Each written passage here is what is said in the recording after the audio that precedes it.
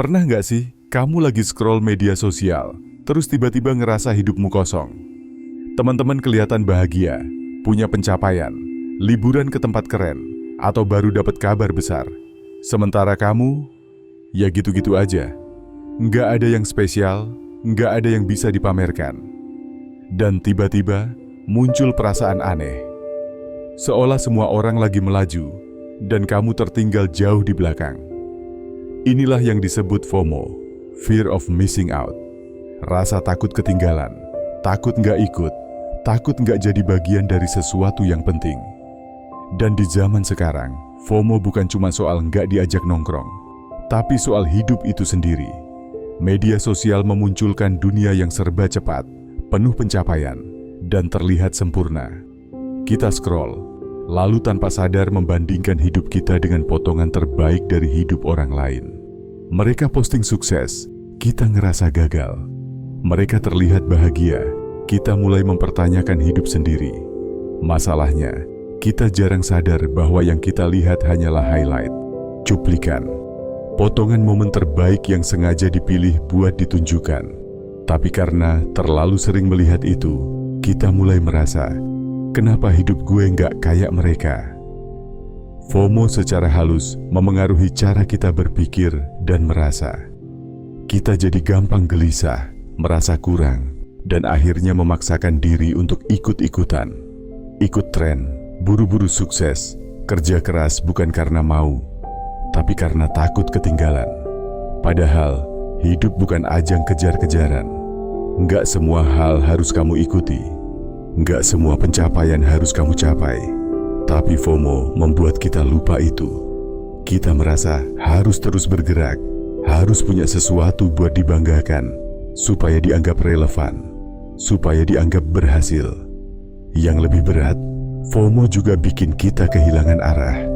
Kita sibuk mengikuti jalan orang lain, sampai lupa tanya, apa sebenarnya yang aku mau?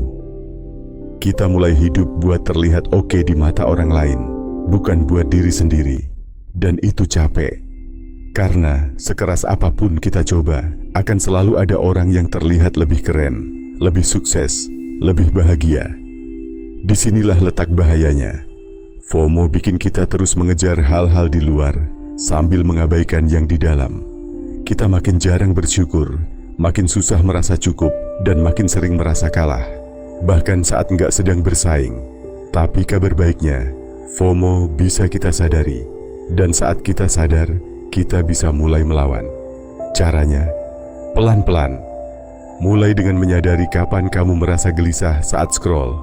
Lalu tanya, apa aku benar-benar pengen ini? Atau cuma takut tertinggal?